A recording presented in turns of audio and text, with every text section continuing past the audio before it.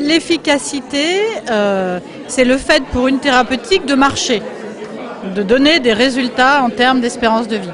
L'efficience, ça va être le ratio entre les résultats qu'elle va donner et l'argent qui va être dépensé. Le fameux ratio coût, ce qu'on appelle coût-efficacité, se rapproche déjà d'une idée d'efficience, sauf que pour parler d'efficience, il faut avoir quelque chose à comparer.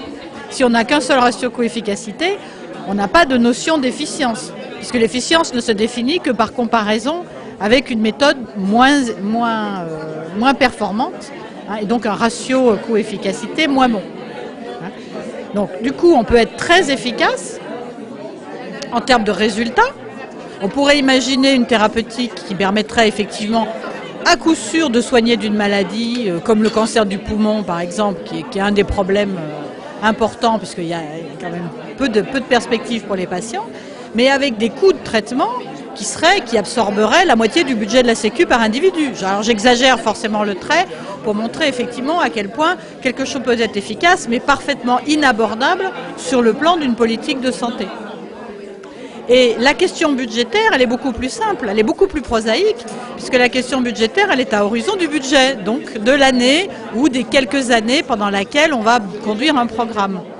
À partir de là, la question budgétaire, beaucoup de programmes peuvent être considérés comme très efficaces, voire même très efficients les uns par rapport aux autres, mais ils nécessitent de choisir ceux qu'on va financer et ceux qu'on ne va pas financer. Et dans un choix budgétaire, s'il y a choix budgétaire, ça veut dire qu'on dit non à un certain nombre de financements. Donc c'est pas parce qu'on est efficace et peut-être qu'on est plus efficient dans une thérapeutique que dans d'autres que forcément on va se voir allouer le budget, tout simplement parce que le budget il vise à prendre en charge des individus et pas simplement à fournir des années de vie, surtout si elles sont mal réparties. Si on n'en soigne que certains, parce que c'est très efficient et que du coup on en oublie d'autres. Il y a quelques années, les États-Unis avaient essayé, sur certaines expériences, de prendre des décisions d'allocation de ressources sur la base d'une hiérarchisation de ce qu'ils appelaient les utilités et donc de l'efficience et de l'intérêt pour les populations. C'était le fameux cas de l'Oregon. Et on se rendait compte dans ces cas-là que les deux choses qu'il faudrait financer, c'est les soins dentaires et les lunettes, ce qui est précisément ce qu'on ne finance pas. Parce que ça concerne tellement de personnes que les budgets sont exorbitants et que du coup, tous les individus sont appelés effectivement à payer une partie de ces soins. Alors, ça correspond aussi à un deuxième élément qui est que le principe de l'assurance maladie est assurantiel. Et que pour pouvoir assurer quelque chose, il faut que ce risque soit aléatoire. Donc il y a des choses qui nous posent problème.